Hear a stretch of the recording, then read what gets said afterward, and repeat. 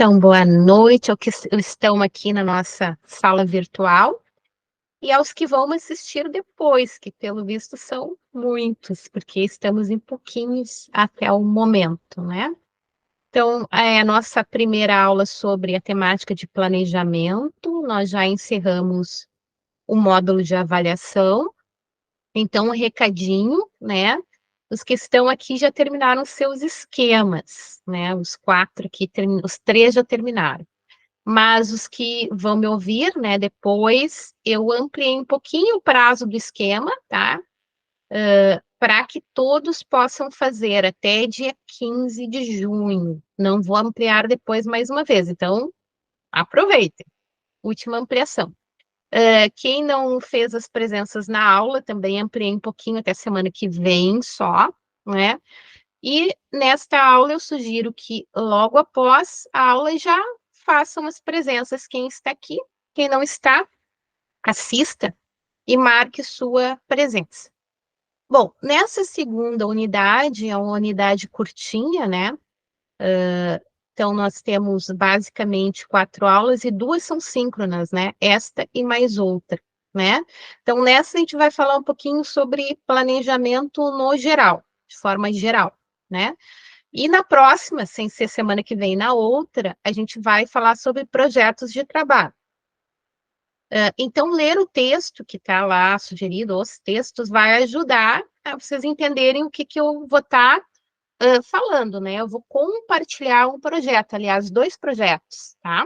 Então, eu vou compartilhar um projeto que eu já fiz com turmas, né? E aí vocês vão poder fazer a relação com a leitura, se fizerem a leitura, tá?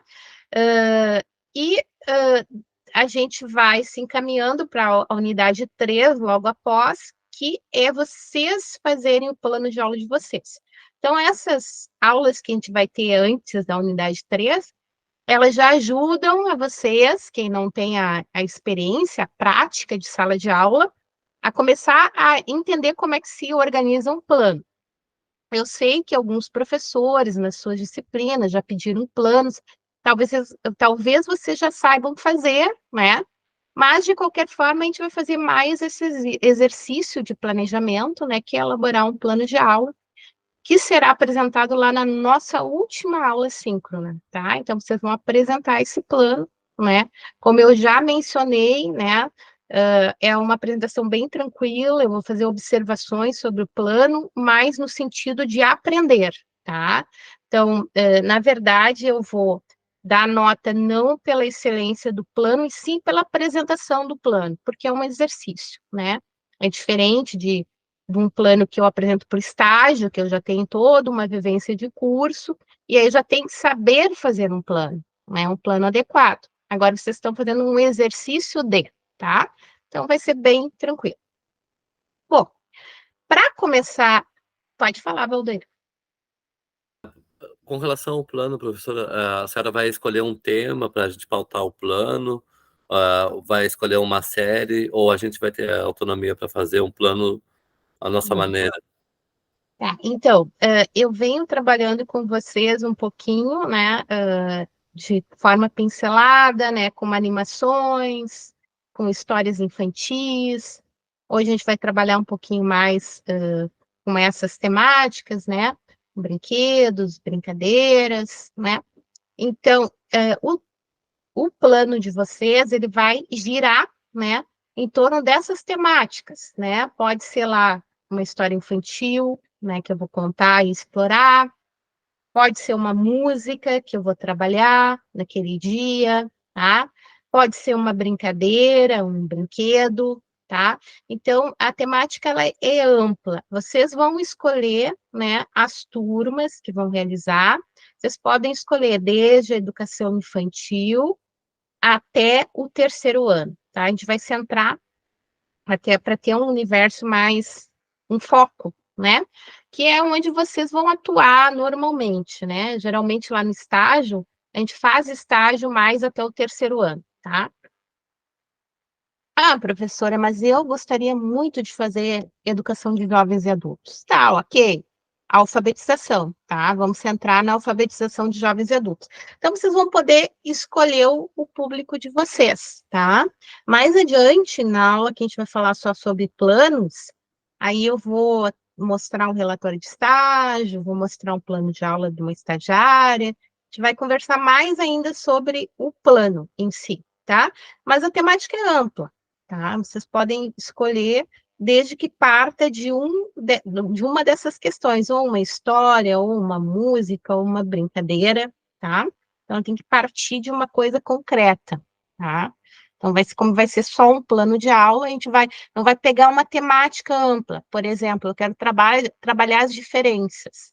Mas isso é mais amplo, eu tenho que ter uma sequência didática, um projeto para trabalhar, né? Mas nada impede que esse seja um plano de aula que está abrindo, né, um trabalho como este, tá? Mas vai ser mais sucinto, entendeste? Tá. Aí vocês vão escolher o público-alvo.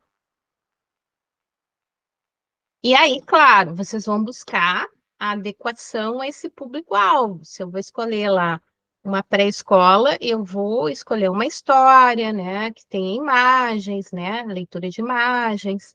Se eu vou escolher lá um primeiro ano, uma história que não seja tão longa, que eles não cansem, né? Se eu vou escolher lá um terceiro ano, eu posso escolher uma história com mais elementos, né, por exemplo, tá? Uma música mais adequada, né? Se eu vou trabalhar com jovens e adultos, é muito diferente de eu trabalhar com uma criança. Então, vou escolher a música mais adequada, se for o caso da música. Se for caso de brinquedo e brincadeira, aí eu também vou estar adaptando, né? Que brinquedo e brincadeira eu posso fazer lá com a pré-escola, ou se for primeiro ano, tá? Então, a gente vai sempre pensar no público, né? A gente vai escolher o público e vai planejar de acordo com o público, tá? Bem, vamos lá. A Grazi não gosta muito de animações, né, Grazi? Mas eu acho muito interessante que a gente trabalhe. É uma coisa rápida de trabalhar, as crianças gostam muito, os jovens e adultos também, tá? E é como leitura de imagens, quando a gente trabalha as historinhas apenas como imagem, né? Geralmente a animação eu tenho que prestar muita atenção assim nas expressões, né? Dos personagens, na música que vai ajudando. Então, tudo isso vai me trazer um conjunto de elementos para eu interpretar, né, o que está sendo trabalhado naquela animação. Se eu costumo trabalhar isso com as crianças, a gente vai ensinando, né, como aguçar o olhar para isso, né? Se as crianças não estão acostumadas a trabalhar, elas vão dar uma olhada, não vão prestar muita atenção e acabou. Ou rir, se divertir, né? Mas a gente vai trabalhando, vai depois conversando, como é que estava o personagem, né? Quem é o personagem principal, no nosso caso aqui é um porquinho, né? Então, o nosso personagem é um porquinho, né? Então, como é que está esse personagem? Ele está feliz? Ele está triste?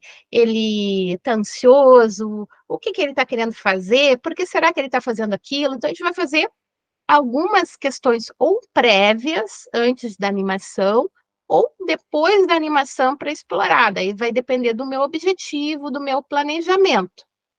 No caso, aqui a gente vai conversar depois da animação, né? O que essa animação, né, tem a ver com a nossa temática, que é planejamento, tá? Então, eu vou compartilhar aqui com vocês a animação do nosso amigo Porquinho, tá? E depois, então, a gente vai discutir um pouquinho. Vou pegar aqui.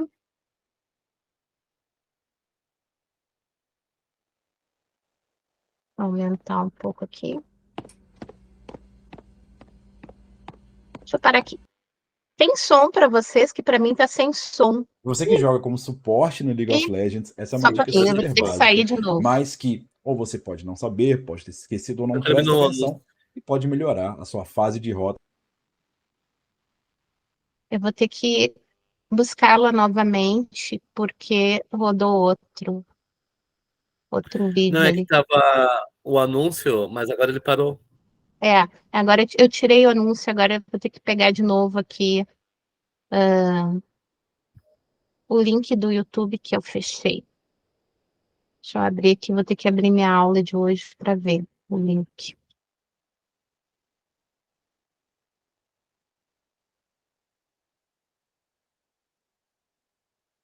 Esses anúncios, quando eles começam a rodar, eles atrapalham. Então, vamos lá. Deixa eu botar aqui numa guia.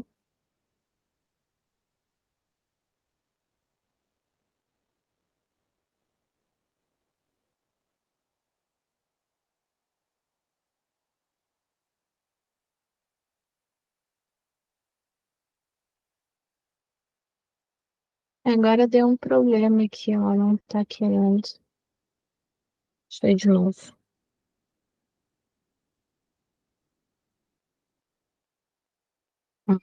Sei.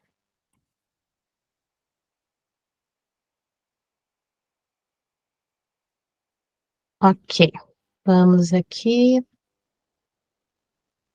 Compartilhar de novo na guia. Acho que agora vai dar certo.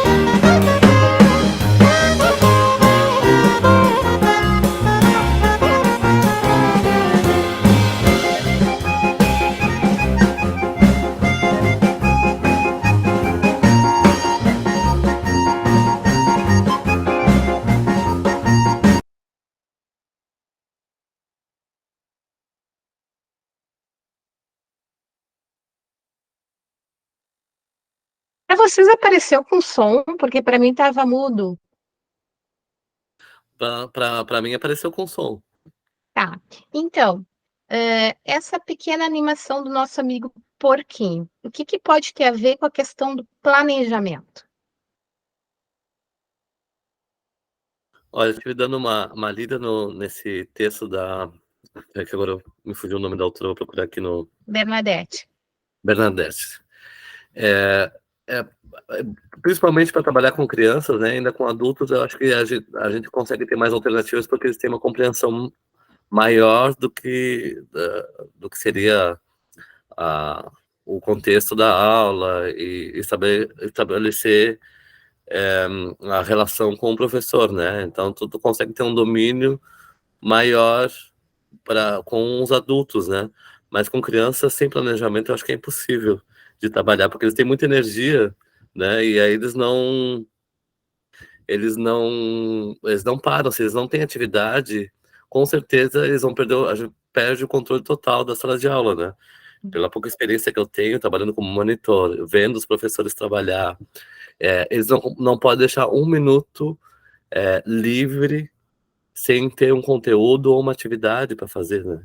Então, planejamento é importante até para ter uma diretriz para chegar a um objetivo em comum a todos os alunos, né? Aí eu sublinhei uma frase que eu achei importante aqui, do tópico que diz um planejamento de e com intenções, por onde começar. Aí achei importante essa parte que diz estabelecer referências, buscar intencionalidades foi um aspecto constante nas minhas reflexões, disse Bernadette, né? E fundamentação teórica. Eu acho que dá um peso como um trabalho científico mesmo, né? Que as pessoas têm de uma forma geral, têm uma ideia da docência, principalmente nos anos iniciais e pré-escola, como se fosse apenas um cuidar de criança ou brincar com criança. Não tem uma ideia da pedagogia ou do trabalho do professor como de alunos de séries iniciais, como uma profissão estabelecida, como algo que seja científico, com planejamento, com metodologia, com intencionalidade, né? As pessoas não respeitam o trabalho do docente como uma ciência e como uma profissão que se fica anos dentro de uma faculdade, conhecendo teóricos famosos, como Vygotsky, Piaget, enfim, todas essas teorias que embasam a educação, né? De uma forma geral, e principalmente a educação infantil, que é a área que a gente fica habilitado fazendo a pedagogia, né? E aí eu acho que o planejamento é importante para que a gente consiga atingir os objetivos, né? E dar manutenção às ações, né? De fazer a ação e fazer a reflexão do que conseguiu chegar para fazer a próxima ação, baseada nos resultados que se conseguiu atingir e naqueles que também não se conseguiram, né? Porque é importante também refletir sobre uma outra abordagem, fazer um outro planejamento de uma outra forma para atingir o mesmo objetivo, de repente, de uma outra maneira, né? Perfeito, tu já entraste na nossa próxima etapa, que é a discussão do texto, né? Mas tá ótimo, porque fizeste uma ótima relação, né, com várias questões, né? Pontuaste várias, não só a questão do planejamento, mas do ser professor, né? Da valorização do professor. Mas pegando esses aspectos mais gerais, voltando ao nosso amigo porquinho, né? Ele tinha lá o seu objetivo, né? Ele tinha o objetivo, ele queria um biscoito, né? Então, como é importante ter objetivos para o professor, como tu disseste, né? Nessa sistemática é importante ter objetivo, mas é mais importante ainda, além de ter o objetivo, é pensar no como. O porquinho não estava muito avaliando como, né? Ele estava indo, caindo, vendo soluções que estavam totalmente fora da realidade, né? O que muitas vezes acontece na escola. Não é? A gente dá uma atividade, outra atividade, outra atividade, outra atividade, sem essas atividades estarem dialogando, né? Porque se a gente pensar em planejamento, né? Em planejar ações, não só o nosso porquinho planejou, ele planejou uma ação, ele tinha um objetivo, ele só não foi eficaz na metodologia, no como. Mas todos nós planejamos, né? Planejamento faz parte da organização do ser humano, né? Quando a gente sai de casa e pensa num trajeto para qualquer lugar, a gente está planejando, né? A gente está vendo, bom, tem muito tráfego, vou por aqui, vou por ali, né? Tem um aniversário de um filho, está planejando o que eu vou comprar, o que eu vou gastar, se vai ser muito, se vai ser pouco, né? Então, eu vou ver o número de convidados. Se eu tenho uma formatura, eu vou planejar essa formatura, né? Se eu entro num curso de graduação, eu vou planejar, né? Essa minha jornada aí pela academia. Então, planejamento, ele está no nosso cotidiano desde a época das cavernas, porque se não se planejasse um pouquinho como ia caçar, poderia virar caça, né? Então, faz parte. Mas essa questão do especialista que tu já trouxeste na tua fala, né, Valdoir, ser especialista, né, é que o professor, ele é o especialista, o pedagogo, ele é o especialista. E ele deve dominar essas questões do planejamento, né, e da avaliação, como tu mesmo disseste, né, ver o que funcionou, o que não funcionou, por que não funcionou, né, que não era muito o que aconteceu ali na nossa animação, porque estava indo, e não estava pensando no que não funcionou, ele não conseguiu chegar ao objetivo, né? Muitas vezes o professor tem um objetivo, mas não consegue chegar, porque as estratégias, a forma como ele vai organizar a sua prática, né, são falhas, né? E ele não reflete muitas vezes. Muitas vezes ele vai colocar na turma o problema. Ah, a turma é muito agitada, ou a turma é muito lenta, ou isso, ou aquilo, e ele não percebe quanto das suas estratégias interferem nessa questão. Bom, quero ouvir os outros dois que estão na aula sobre essas relações, sobre a animação, sobre as questões, Helenivalda e Grace. Quem fala agora? Professora, desculpa, eu não cheguei nem conseguir olhar o vídeo, porque eu tô assim, ó, eu tô só o meu corpo hoje aqui na sua aula, eu não vou conseguir participar. Eu tô fazendo uma outra capacitação que vai até às 8h30, e aí eu tô com note, tô com a senhora no celular, e eu tô assim, a cabeça hoje não tá nem pensando. Eu fiz, foi um comentário sobre o vídeo que a senhora pediu pra gente assistir, até se a senhora quiser, outra etapa. Outra etapa, Tá. Vamos mais adiante. Isso vai ser mais depois das 8, talvez tu esteja mais de corpo e alma, então. Tá bom, Tá. porque acaba 8h30 agora a capacitação, tá, professora? Aí agora Tá, eu não vou gente. conseguir, tá bom? Tá. Helenivaldo. Tá aí, Helenivaldo? Então, sim, professora. Uhum. Na questão do vídeo, né, que a professora mostrou, é assim, né? A falta do pouquinho, né, que não teve a estratégia de como. Ele usou várias estratégias, né? Nenhuma deu certo, né? Quando ele achava que, quando ele bateu lá vamos dizer assim, na geladeira, realmente que deu certo, cai o potinho do biscoito nele, pronto, ele não consegue. Então, assim, trazendo para a realidade, né, a gente percebe isso na sala de aula, né? Como eu fiz estágio de observação na educação infantil, vejo que a professora fica voando porque é turma multisseriada, aí funciona o maternal 2, 3, é o pré-1 e o pré-2. Assim, eu vejo que ela só trabalha um conteúdo só com todos, né? Assim, não sei se é pela falta do planejamento, que ela não consegue trabalhar com essas crianças, porque as crianças, como o colega Valdoir falou, é muito agitado, né? Se você não controlar com as atividades, ou algo que chama a atenção deles para a aprendizagem, eles não conseguem ficar parados, porque, trazendo também, o parquinho é dentro da sala de aula, porque a escola é muito pequena, porque geralmente não podia ficar dentro da sala de aula. Mas as crianças lancham, volta para a sala de aula e fica lá brincando até terminar o intervalo. Assim, né? Certo. O parquinho que tu diz Não culpa a professora. é um espaço de balanço, essas coisas? Ou o que é o parquinho que é? Pronto, tem, vamos dizer assim, tem os cavalinhos e tem o escorrega, que as crianças gostam de Ah, brincar. certo. E Porque ele é assim, dentro da sala de aula. como a escola não oferece um espaço apropriado, né, que a escola é pequena, mas assim, né, pelo que eu observei dela, né, assim, o planejamento não é ela, mas sim que já vem elaborado diretamente da secretaria para trabalhar com eles, né, mas assim, que as crianças que era para aprender cada um no seu tempo, né, aprende todos um só conteúdo. Uhum. Certo. Então, essa é uma outra questão que o Helenivaldo trouxe, né?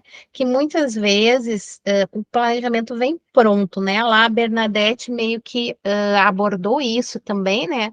Muitas vezes ele vem lá de uma Secretaria de Educação, ele vem lá da supervisão, né? Aquele planejamento que fica na gaveta, não é? E eu vou pincelando, fazendo uma coisinha hoje, outra coisinha amanhã, ou seja, eu não tenho a intencionalidade, eu não me apropriei daquele planejamento, ele não é um planejamento nem meu, nem das crianças, que as crianças deveriam fazer parte do planejamento. Se eu faço hoje uma brincadeira muito legal, amanhã um jogo muito legal, amanhã ou depois de amanhã uma atividade e tudo é desconexo, né? Eu não estou construindo conhecimento, não é? Eu até posso trabalhar as mesmas questões, né, com crianças de diferentes níveis, né? Mas eu tenho que conhecer esse meu aluno e ver como é que esse aluno está elaborando conhecimentos, que conhecimentos ele está elaborando. Bom, na educação infantil, o brinquedo e a brincadeira são muito importantes, né? Mas eu tenho que também ter uma intencionalidade e tem aí uma outra questão que é importante que o Helenivaldo trouxe, né? Que é a questão do espaço. O espaço ele tem que ser pensado pedagogicamente, né? Então, se eu tenho um espaço onde também estão os brinquedos, ou como é que eu organizo os combinados, né? A rotina das crianças para que elas saibam, agora vai ser o momento de eu poder ir para escorrega, para o cavalinho, como tu disseste, né? Agora é o momento que a gente vai ouvir uma música todos juntos, vai trabalhar a música. Então, ter essa organização do planejamento é conseguir organizar os momentos de sala de aula, tá? Então, tudo tem intencionalidade, tudo deve ter intencionalidade. Por que eu estou fazendo? Que objetivo eu tenho? Como eu vou fazer? O que eu espero que as crianças tragam? Como eu espero que elas interajam? Claro que eu vou. Por exemplo, aqui na minha aula, hoje eu imaginei 4 momentos da nossa aula. Então, agora a gente está meio que mesclando o primeiro com o segundo. Isso não é problema. Mas eu tenho que conseguir resgatar o que eu quero, o fio condutor, para que eu possa levar essa turma para construir um conhecimento e as coisas não fiquem desconexas, soltas, tá?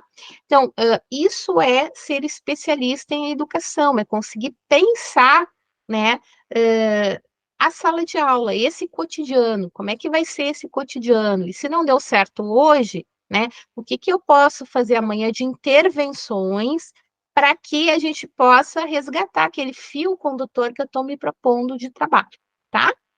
Bom, a gente só estava falando no geral disso, tá?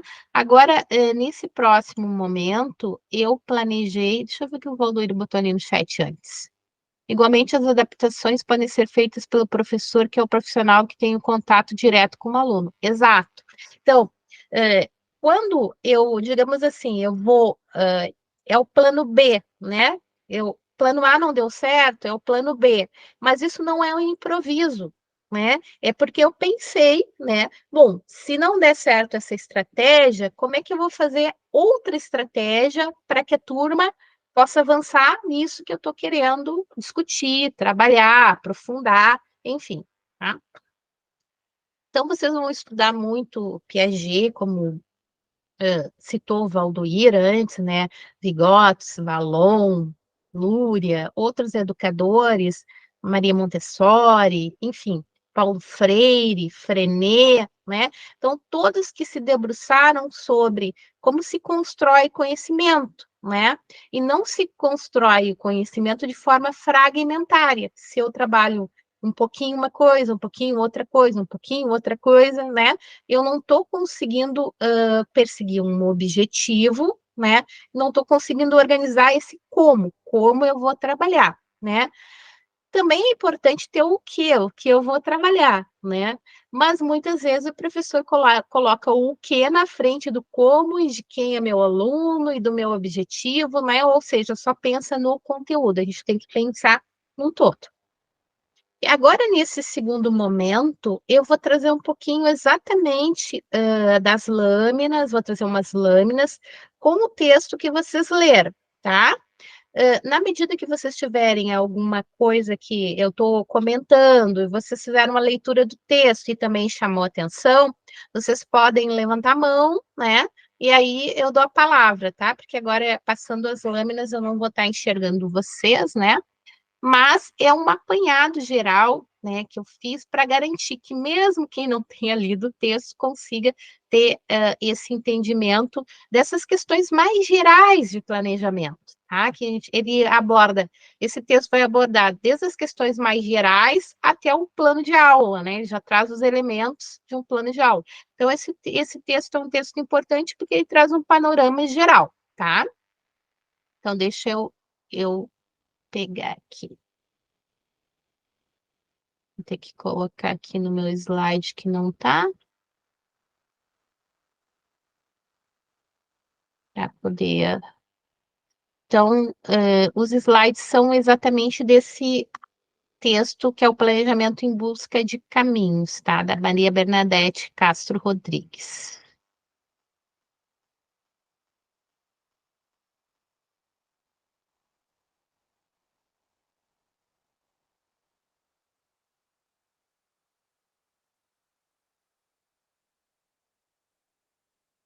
Bom, então, ela vai trabalhar nesse texto os percursos históricos, ela vai trazer um pouquinho do planejamento em cada década, né? Ela vai trazer um pouquinho de abordagens didáticos pedagógicas, ou seja, como é que eu organizo esse planejamento, né? Nas várias abordagens, e algumas reflexões sobre planejamento no geral mesmo, tá? Então, ela vai colocar ali que na década de 80, e se a gente pensar também na de 60, 70, enfim, o planejamento era visto de uma forma mecânica, burocrática, era descolado da realidade, né? Era uma lista de conteúdos que o professor ia trabalhando, né? E tinha os conteúdos, os objetivos e os procedimentos, né? Mas era de uma forma bem mecânica, né?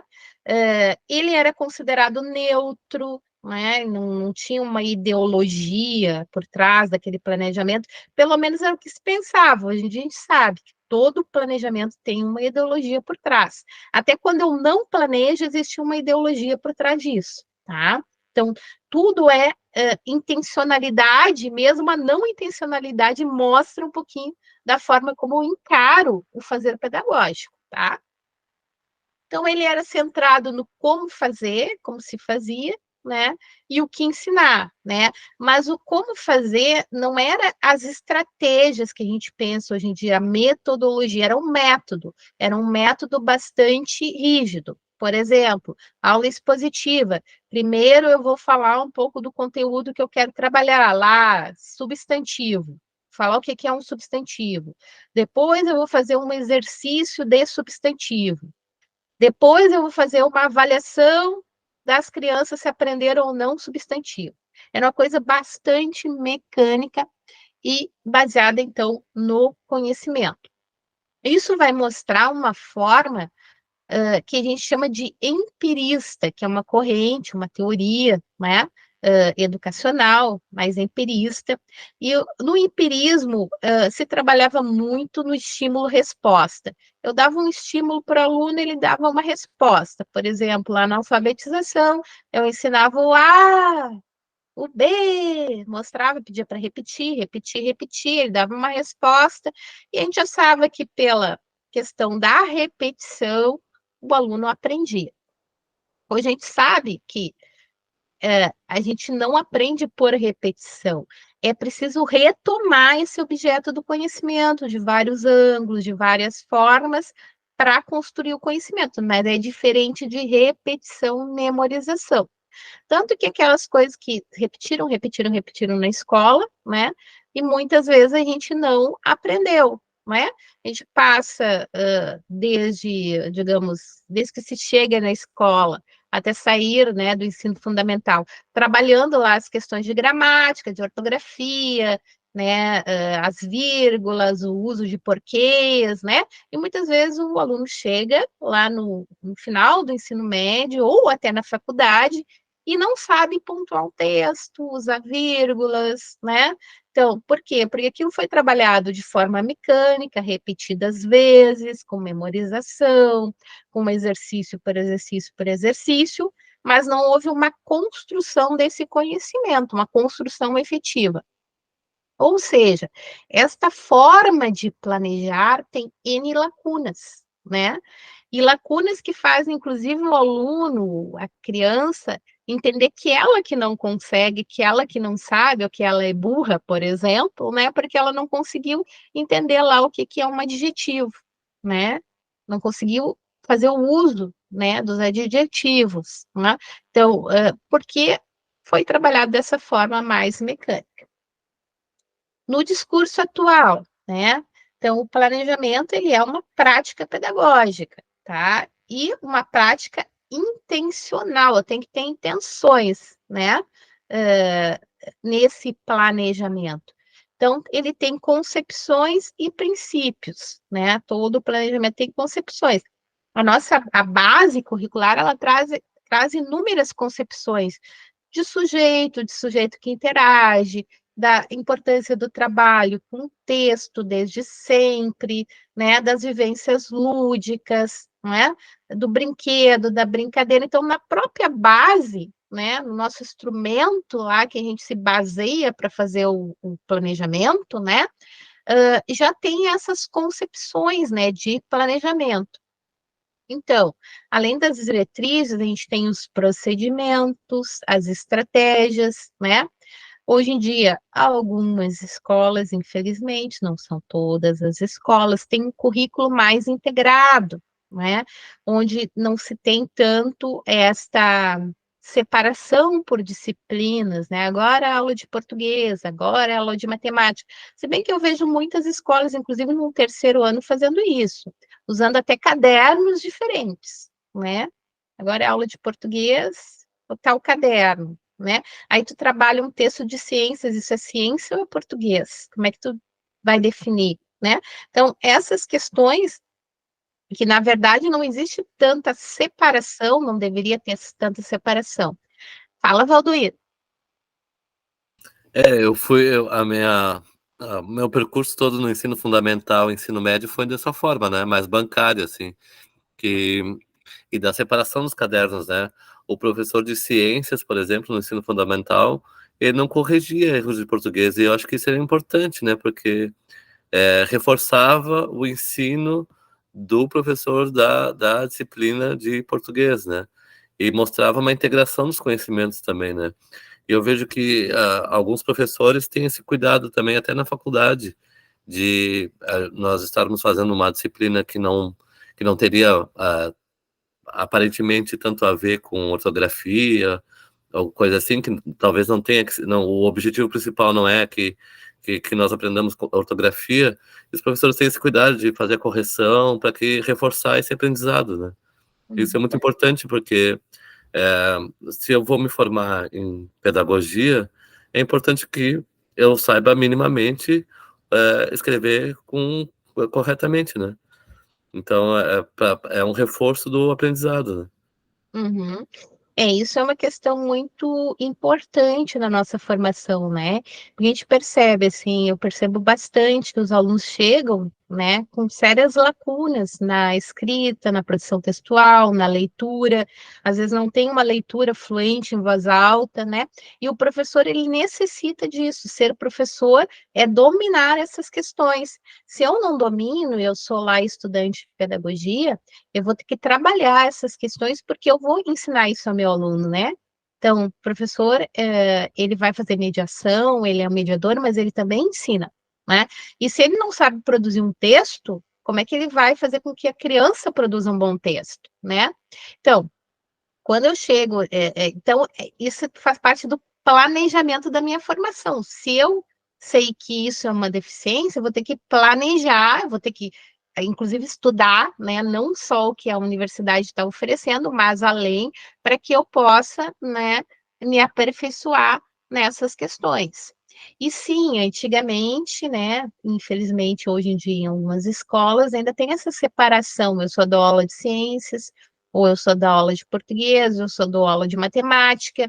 E se a gente for pensar, por exemplo, a aula de matemática, ela, em muitos sentidos, ela é basicamente interpretação. O aluno, às vezes, erra lá um problema, não porque ele não saiba fazer uma adição, uma subtração, multiplicação, né? Ou ele não tenha construído o número, né? Ele erra o problema porque ele não soube interpretar o problema, né? Então, na verdade, essa divisão das disciplinas não deveria ser uma divisão tão rígida, porque existe a interdisciplinariedade, né? E a transdisciplinaridade, né? Se a gente falou da Escola da Ponte é o tipo de escola onde desaparece essa noção de disciplina, né? Isso é uma utopia que nós temos, tá? E aí, nesse currículo integrado ali, a interdisciplinariedade e pensando para quem e para que eu planejo, aliado ao como.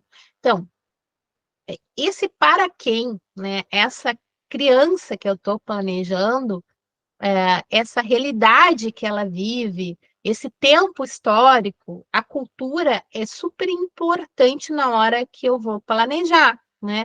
E certamente, por exemplo, um planejamento para uma escola aí de Jaguarão vai ser diferente de um planejamento lá da escola que o Helenivaldo acompanha, que é outra realidade cultural, né, lá de Pernambuco e proximidades, tá?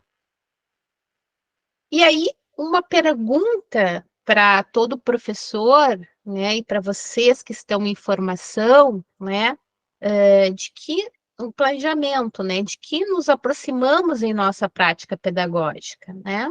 Então, que professor nós queremos ser? Aquele professor que trabalha só com a repetição, com exercícios isolados, de forma mecânica, ou aquele professor que tem uma intencionalidade, que vai planejar, que vai avaliar, né, e vai pensar nesse como, né, mas de maneira mais ampla, utilizando também elementos, né, da realidade do aluno, tá?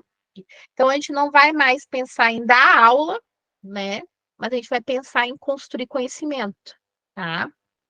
E a gente só constrói conhecimento quando a gente aprofunda um assunto. Não adianta eu trabalhar uma folhinha agora e um joguinho depois. Eu tenho que ter uma intenção para aquilo, tá? Então, o planejamento ele deve levar em conta o momento histórico em que estão inseridas as instituições, professoras, alunos e alunas, características socioeconômicas, culturais, raciais e éticas dos grupos e o estágio de desenvolvimento da turma. Então, por exemplo, se eu vou planejar para um maternal, é diferente de eu planejar para um terceiro ano, porque estão em estágios diferentes, tá? Isso, Valdoíra. Ele coloca aí no chat, a tarefa essencial do professor é conseguir, de alguma forma, ensinar, e isso só é possível conhecendo a realidade onde está inserido e o aluno. Sim, isso parece óbvio, né? Mas não é tão óbvio, né? Tem muitos professores que estão totalmente alienados da realidade que eles estão trabalhando, que eles estão inseridos, né? Então, eles veem a realidade como um problema, muitas vezes, não como um elemento do planejamento, né? Ah, eu trabalho nessa comunidade, nessa vila ou periferia, como se queiram chamar, né? E aí as crianças são agitadas, são sujas, não param, né? Então, olham essa realidade como um problema e não como uma questão de trabalho, né? Então, se essa criança, se eu tenho na minha realidade, né, por exemplo, numa periferia que eu trabalhei, as crianças tinham muito piolho, fazia parte daquela realidade, né? O piolho caminhava em cima da mesa, né? Bom, isso tem que fazer parte do meu planejamento, eu tenho que trabalhar sobre essas questões, né? As crianças têm que entender por que o piolho, né, faz mal, né? E como é que a gente vai, então, criar estratégias para, né, fazer lá o sabonete para o piolho, fazer as questões junto com as crianças. Então, até essas questões mais que tem gente que acha nojento, né, faz parte do trabalho do professor, né? Então, o que parece óbvio nem sempre é óbvio, né? Porque às vezes o professor não leva em conta essa realidade. Fala, Grazi.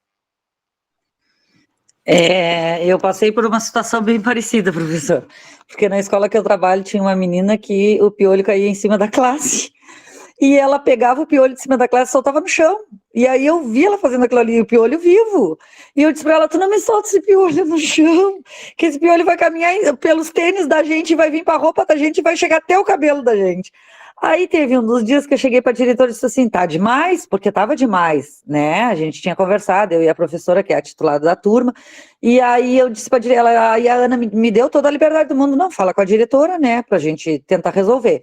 Aí eu cheguei para a diretora, claro, eu não tenho ainda essa visão de, né, que eu sou monitora recém. E aí eu disse para a diretora, digo, diretora, tá demais, os piolhos estão caindo em cima da classe, ela pega o piolho, solta no chão, eu ainda ensinei ela a matar, bota em cima da classe, passa o dedão assim e aperta e mata o piolho, porque se tu botar no chão vai caminhar nos nossos tênis e vai vir para a cabeça da gente. Aí a diretora, eu disse para a diretora, eu digo, diretora, será que é muito ofensivo de eu comprar um pente fino? Porque eu perguntei para ela se ela passava pente fino em casa para acabar com os piolhos, para tirar da cabeça. E ela disse que não tinha, que a mãe dela não tinha condições de comprar pente fino. Aí eu cheguei para a diretora e perguntei, né, na maior inocência, diretora, será que é muito ofensivo se eu fizer um kitzinho e dar para tal menina, assim, de presente? E a diretora me disse assim, não, tu é louca, não faz isso é antipedagógico, os pais vão se ofender, disse ela para mim, né? Aí ela me disse, não é dessa maneira que funciona, a gente pode fazer a campanha do piolho, então, mandar papelzinho, né, escrito, um bilhetinho para casa, pedindo para que os pais limpem a cabeça das crianças e tal. E aí eu digo, olha, se eu não tivesse essa orientação, já ia sair tudo errado, né? Porque aí ia dar problema. Uhum. Então, isso é importante a gente trazer, porque as coisas mais cotidianas, elas têm que estar no nosso planejamento, né? Se a gente simplesmente chega para a criança e diz, tu tá com piolho, tá piolenta, vai cuidar desse piolho, a gente tá ali chamando ela de suja, a família toda, porque certamente a família inteira tem, né? No caso dessa periferia que eu trabalhava, a família inteira tinha piolho, né? Então, a gente tem que pensar em estratégias pedagógicas para que a própria criança se dê conta que isso não faz parte do nosso corpo, porque quando a criança tem aquilo e a família toda tem, é como se fizesse parte do corpo, né? Então elas não veem como uma coisa suja, incomoda, mas não é, né? Eu tinha um aluno que tinha tanto piolho que fez uma ferida na cabeça, ele teve que fazer uma cirurgia, né? Então, essas questões fazem parte do cotidiano. Se eu sou um professor que trabalha na periferia, eu vou ter que trabalhar com essa realidade, tá? Porque o aluno está inserido, ou com a cultura que ele tem, né? E aí não é só higienizar, só, né, fazer aquela limpeza, não é como se a gente limpasse o que está sujo, é conversar sobre essas questões também, né? Com a própria família, né?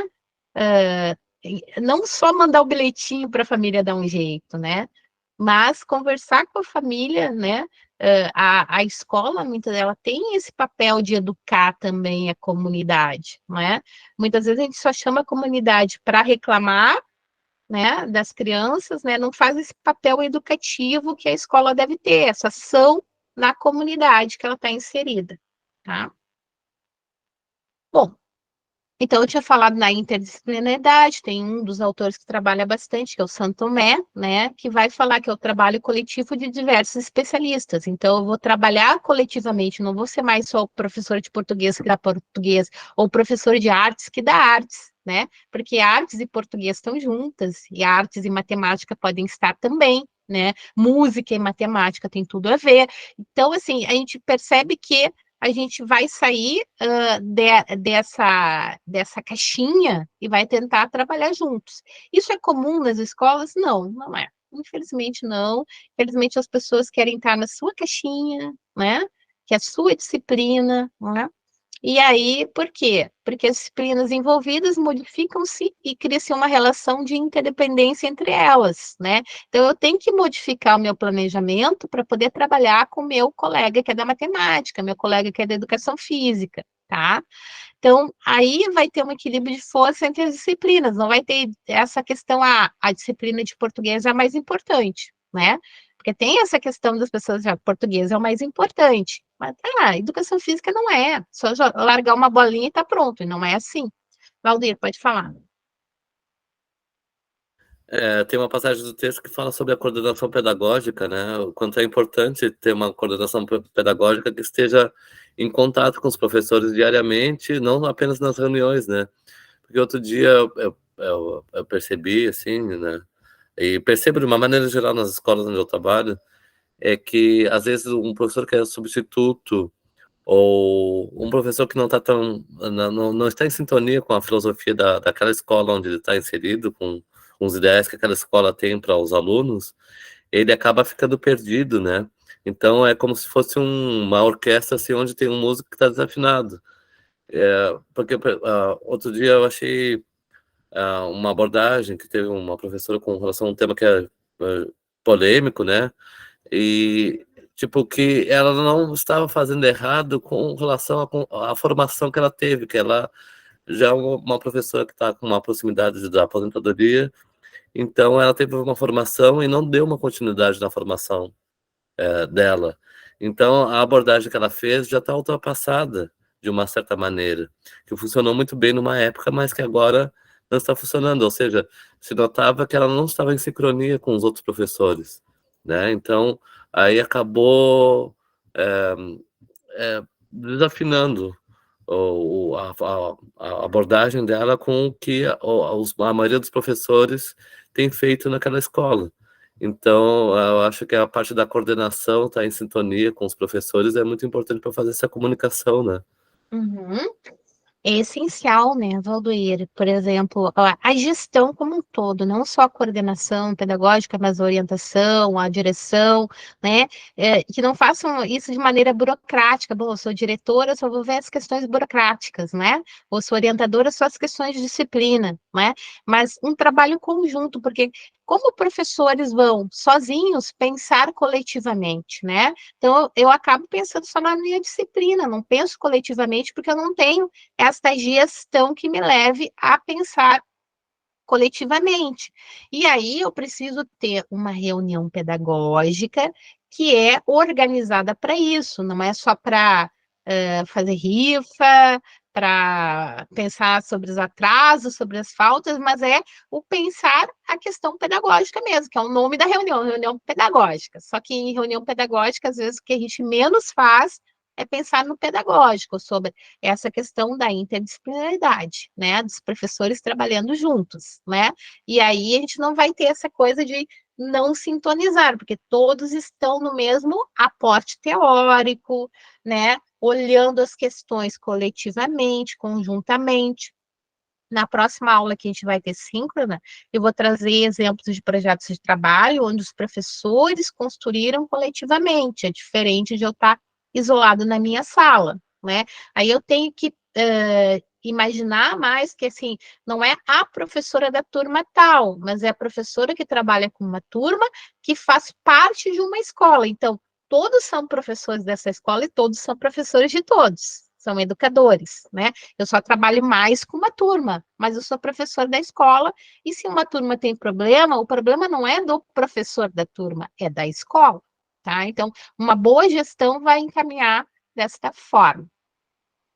A questão da transdisciplinariedade, né?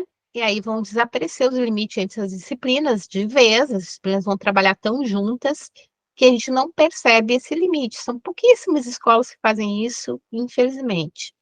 Então, é um nível superior de cooperação que gera uma macrodisciplina, né? Então, a gente pode ir lá estar trabalhando questões de gênero, de sexualidade, todas as disciplinas juntas, por exemplo, tá?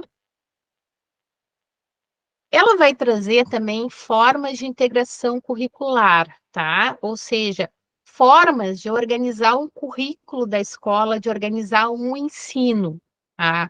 Claro que aqui são só pinceladas que a gente vai dar, tá? Não é o objetivo aprofundar. Vocês vão ter lá disciplina de didática, outras disciplinas que vão estar aprofundando essas questões, tá?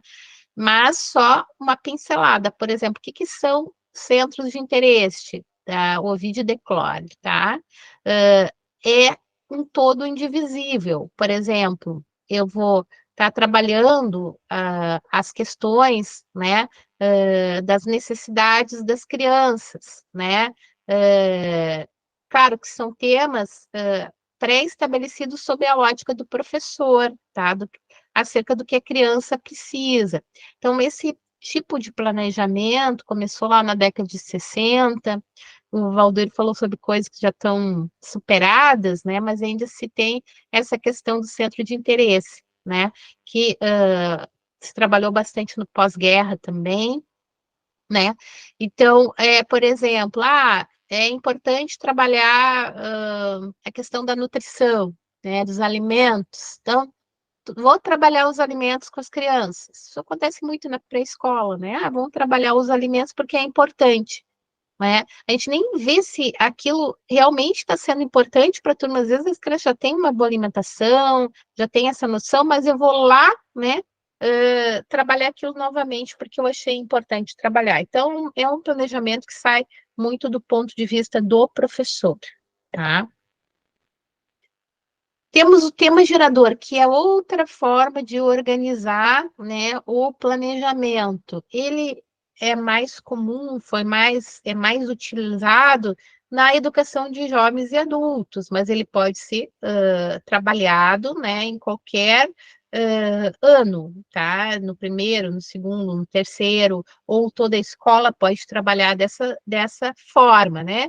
Então, para a gente poder fazer trabalhar um tema gerador, né, a gente vai organizar algumas etapas, né? Esse tema gerador ele pode ter a ver com alguma necessidade da escola, tem um valão perto da escola, a gente quer pensar sobre isso, como ele interfere naquela comunidade, ou aquela comunidade tem uma questão lá, por exemplo, pouco acesso de ônibus, né, transporte, então eu quero trabalhar com essas questões, eu quero conscientizar sobre isso, né, ou tem a questão de violência ali na escola, tiroteio, violência, né, e eu quero trabalhar com essas questões, então eu quero trabalhar um tema gerador que envolva, né, a questão da vida, do direito à vida, né, da importância das relações de paz, por exemplo, né?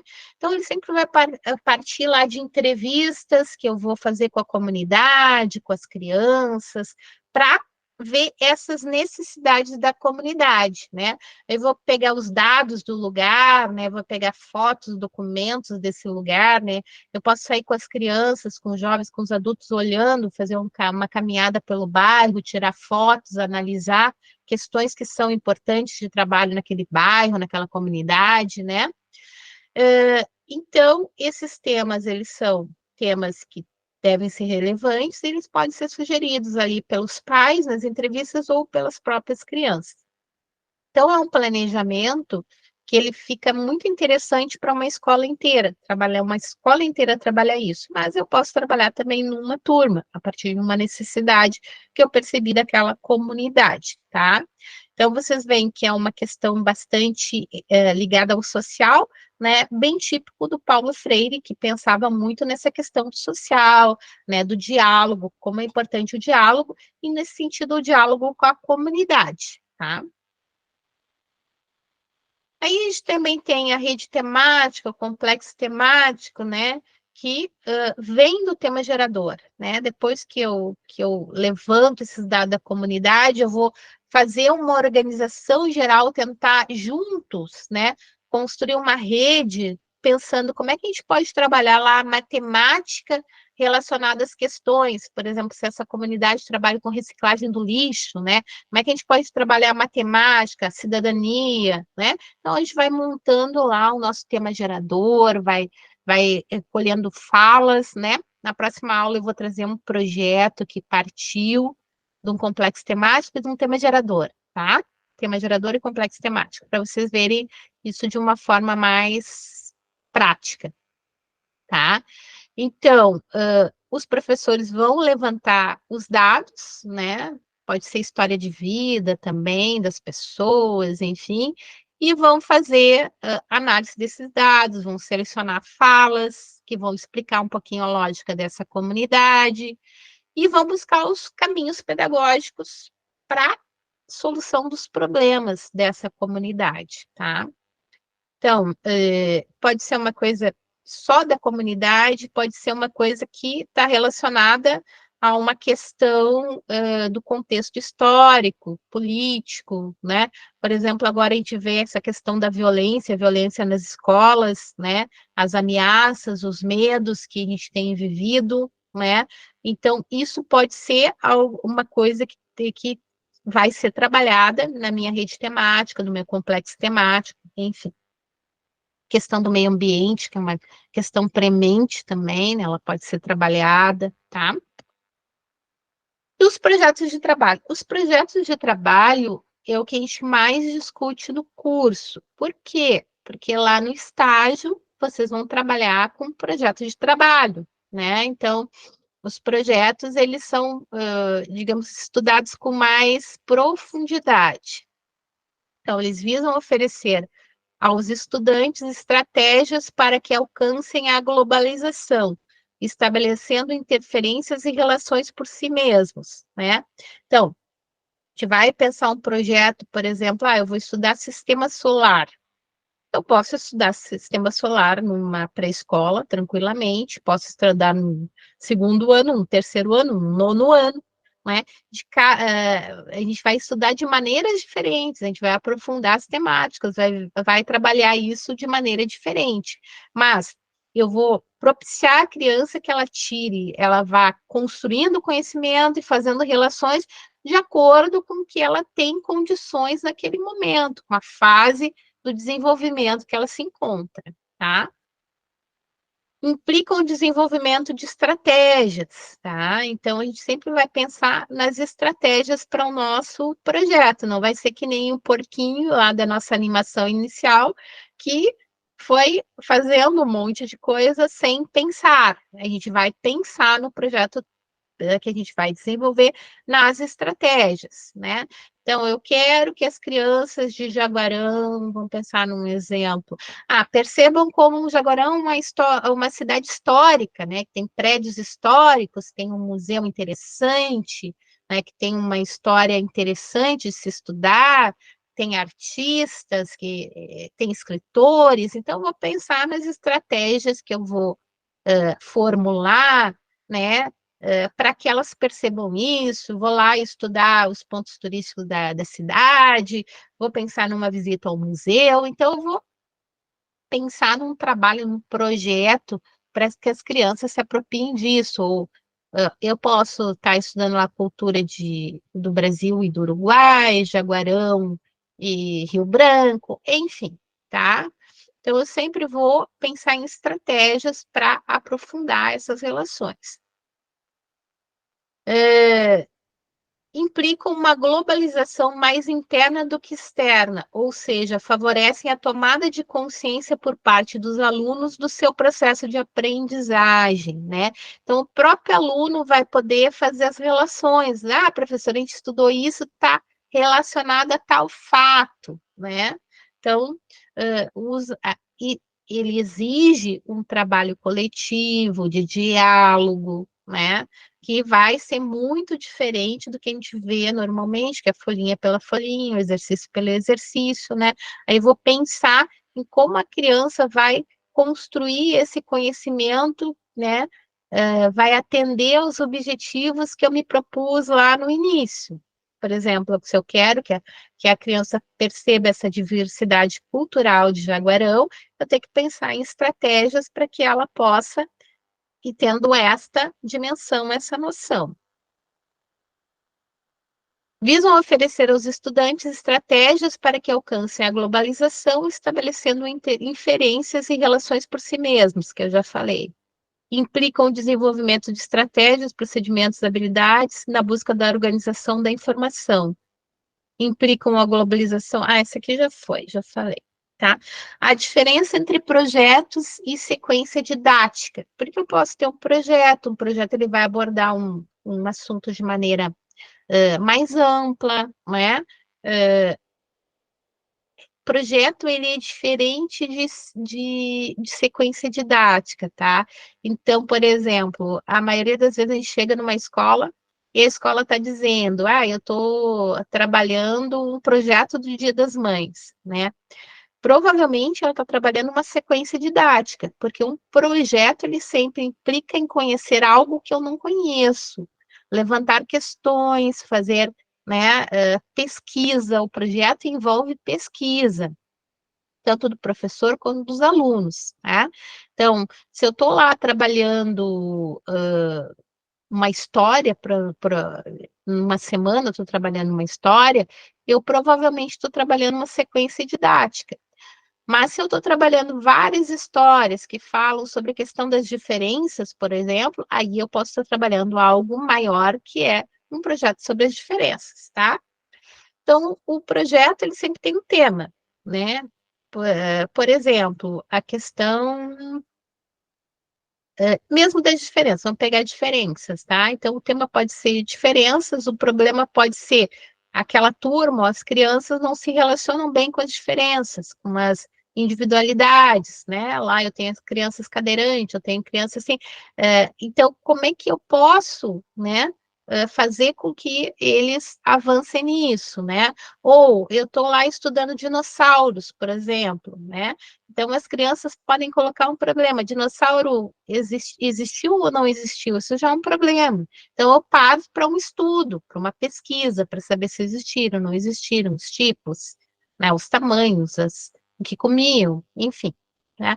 Então, vai envolver conhecimentos específicos. Por exemplo, no estudo de dinossauros, eu posso estudar o tamanho do dinossauro, o peso do dinossauro, a alimentação, uma série de coisas que vai ter conhecimentos específicos. Mas lá posso trabalhar medidas, enfim. A pesquisa, como eu disse, o protagonismo da criança, porque ela vai estar trabalhando nessa pesquisa. Isso mesmo na educação infantil. Vou trazer para vocês verem também um projeto de alunas na educação infantil que trabalharam com as questões dos passarinhos de jaguarão. Que as crianças, na hora da brincadeira, lá no pátio, elas prestavam muita atenção nos passarinhos. Aí, de Jaguarão e do Rio Grande do Sul, né? Como quero-quero, com outros passarinhos, a forma que eles faziam ninho, de onde barram o ninho, o quero-quero faz o ninho no solo, né? Então, isso tudo é uma construção de conhecimento. Aí eu vou ver o tamanho do passarinho, o peso do passarinho, do que se alimenta. Então, ali, isso é um projeto algo mais amplo, tá?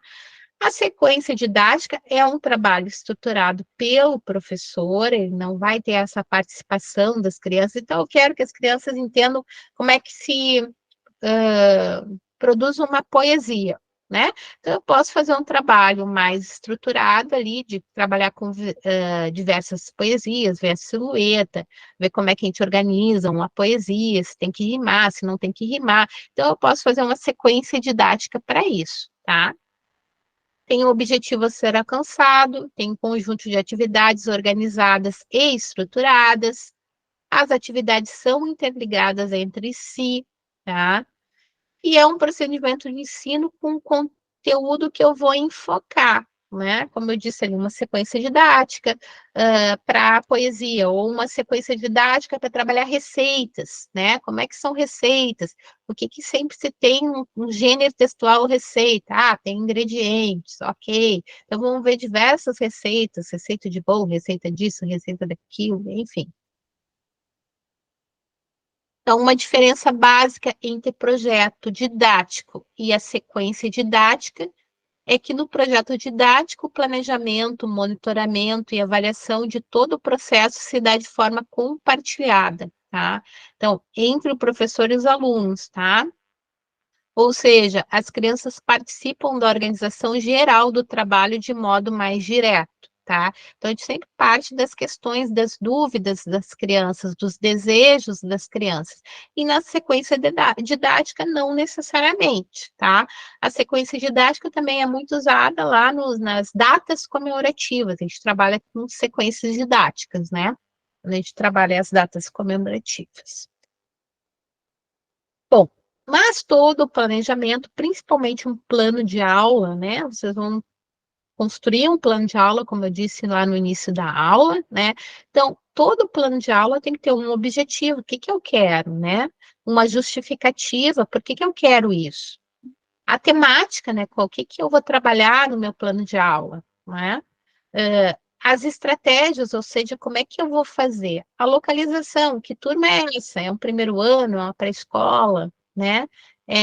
uma turma de EJA, os recursos que eu vou usar, o que, que são recursos? É aquelas coisas que a gente usa para os momentos da sala de aula. Eu vou trabalhar com o livro, daí eu preciso do livro. Aí eu vou trabalhar o livro, mas eu vou trabalhar num varal, então eu vou precisar do varal, né? Eu vou usar o quadro, então o que, que eu vou precisar? Tá? O papel pardo, a cartolina, isso tudo são os recursos que eu vou utilizar para a minha aula. E tem a avaliação, eu sempre tenho que avaliar essa aula, né? Então, esses são os elementos básicos de um planejamento. Então, tanto de um plano de aula como de um projeto, né? Eu preciso de tudo isso, ou de uma sequência didática, tá? Para poder trabalhar. E aí, uma citação do Gandhi, né, que vai dizer: a experiência não vem de se ter vivido muito, mas de se ter refletido intensamente sobre o que se fez e sobre as coisas que aconteceram. Então, sempre que eu vou planejar, eu tenho que refletir, né, sobre o que aconteceu com a minha turma nesse planejamento, o que essa turma construiu, né? Então, o que aconteceu a partir disso? Às vezes um projeto, ele vai desencadear um outro projeto, a gente começa a fazer um estudo e já surge um outro estudo ou uma outra necessidade, tá?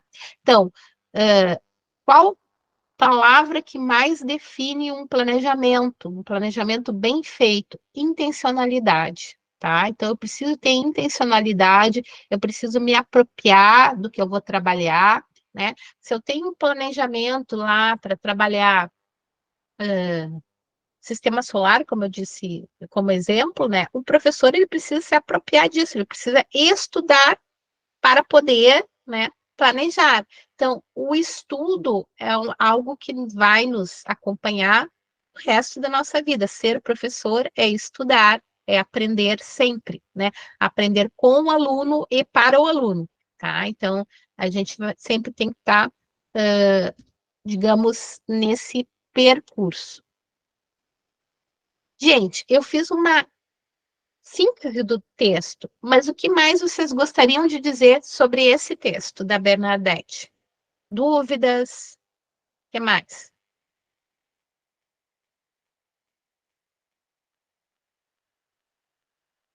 Pode falar, Valdir. O que mais me chamou a atenção foi essa frase que ela tinha no texto, né? Que fala sobre o planejamento como um método, né? Como algo científico mesmo, né? Porque acho que esse seria o objetivo do professor.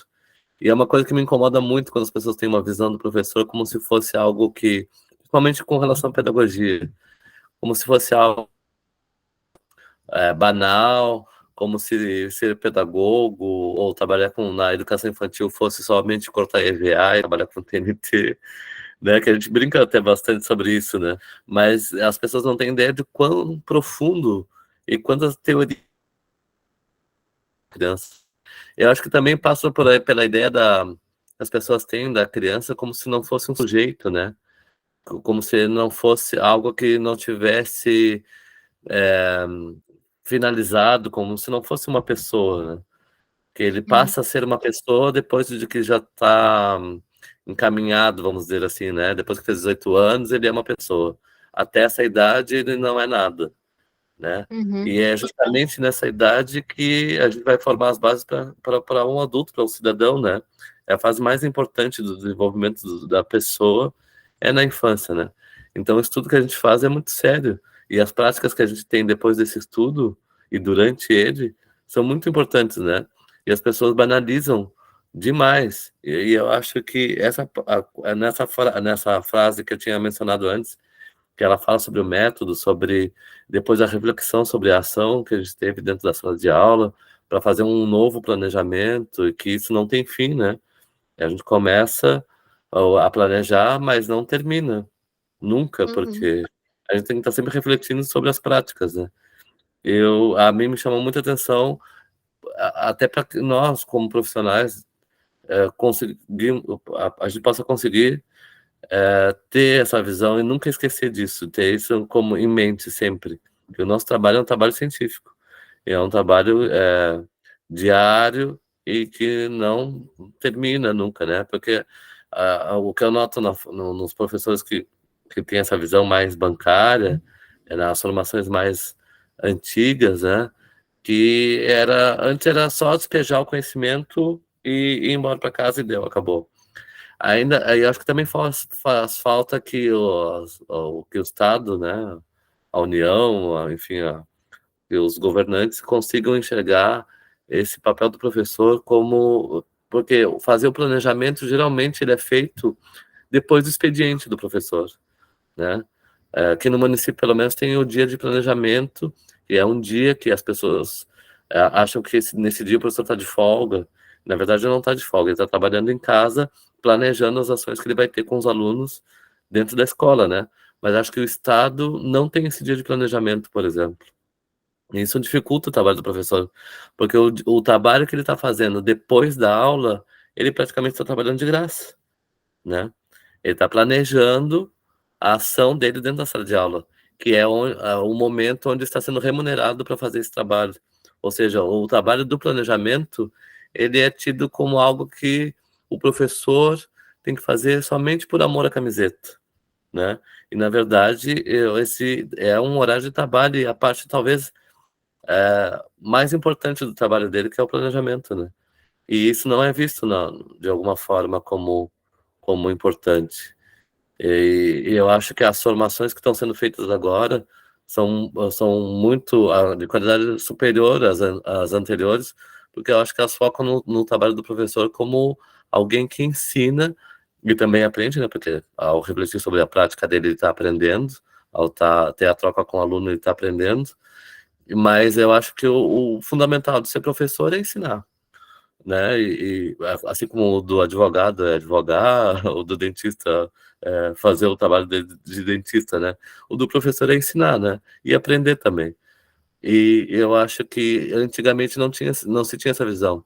Eu achava que o professor só vinha e despejava o conhecimento que ele tinha, né? Uma visão dele, e não uma visão mais dialógica, né? Entre professor e aluno, entre saber se aquele aluno está conseguindo aprender e se enxergar também, no sentido de que se aquele aluno não está aprendendo, qual é a abordagem que eu tenho que ter como profissional da educação para que aquele aluno consiga acompanhar, a ver em que momento eu não consegui observar direito a minha ação para corrigir e fazer com que aquele aluno avance, que aquele aluno não é burro.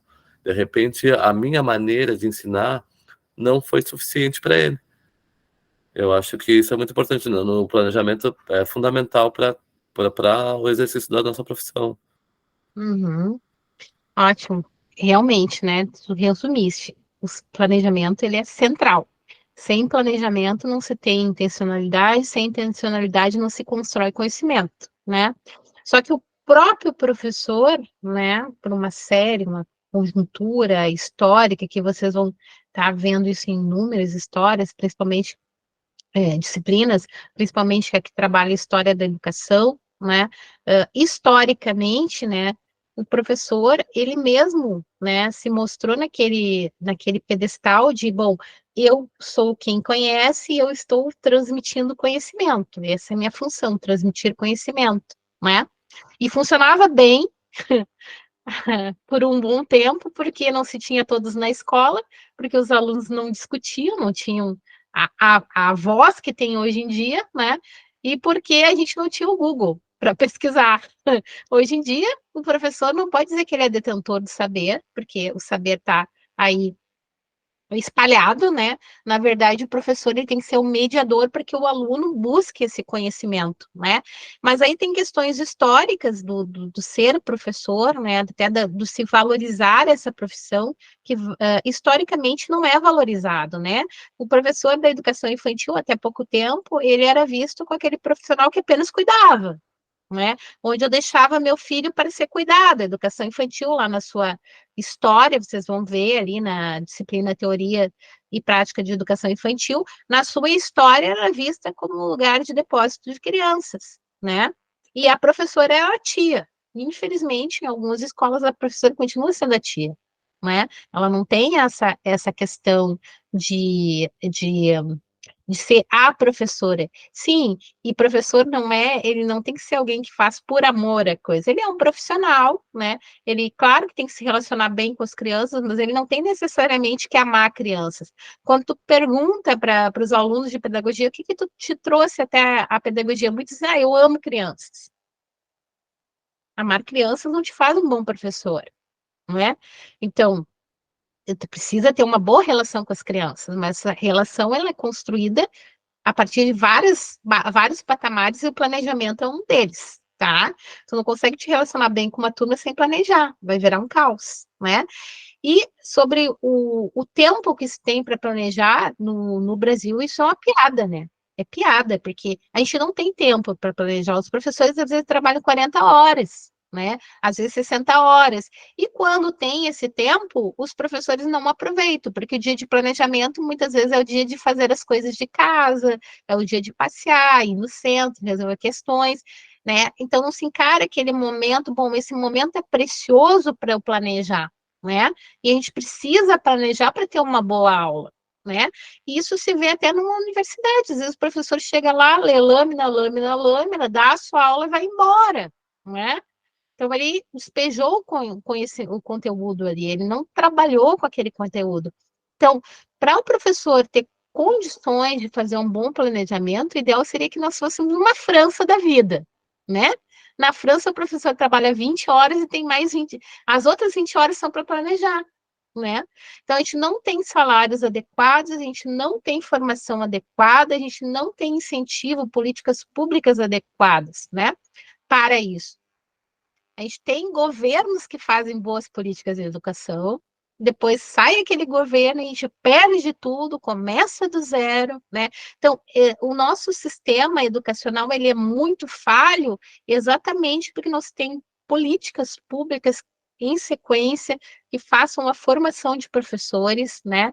Eu vivenciei na minha trajetória em Porto Alegre, no município, uma época de ouro, porque a gente teve ali 8 anos que a gente trabalhou intensamente com palestras. Eu conheci Paulo Freire ainda antes de morrer numa palestra, né? A gente tinha formações, a gente estudava, a gente planejava, né?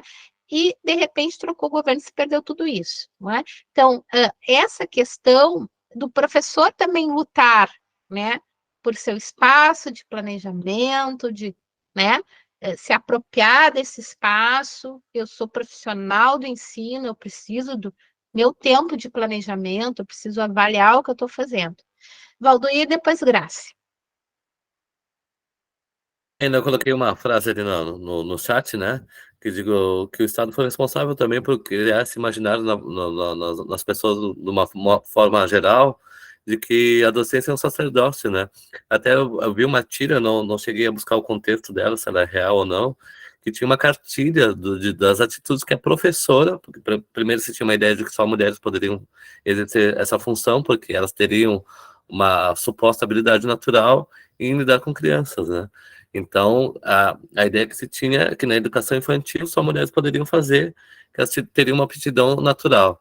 E o controle que o Estado queria exercer sobre a vida daquela mulher que estava dando aula, né? Que ela não poderia fazer certas coisas na vida pessoal dela, sobre o casamento, sobre ela ser solteira, sobre as pessoas com quem ela deveria se relacionar, que é um absurdo, né?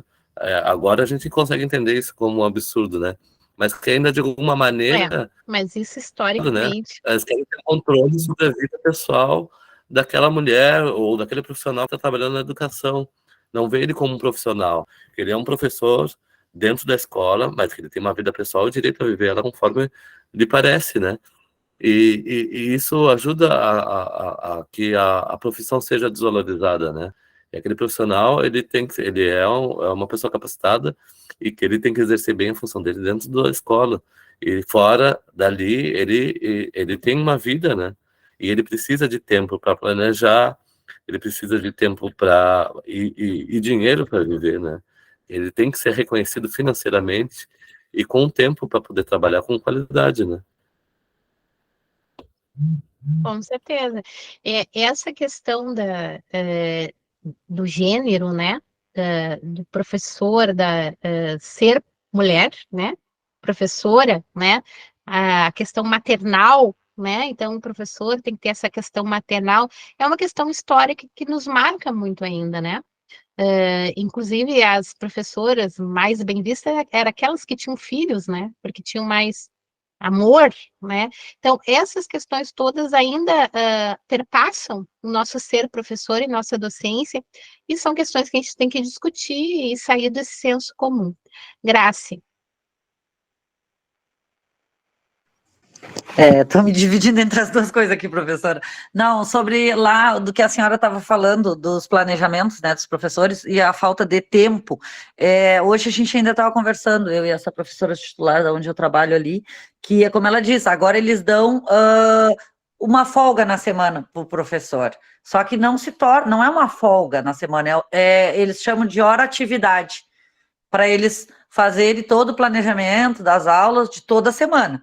Tá? E a senhora imagina, é um dia na semana para planejar 5 dias. Tá, mas tudo bem. Se elas conseguirem ter tempo de sentar e fazer, claro, tu faz tranquilo, né? Numa manhã, numa tarde e tal. Só que aqui, principalmente as escolas municipais, que eu trabalho numa escola municipal, o que eles criaram agora?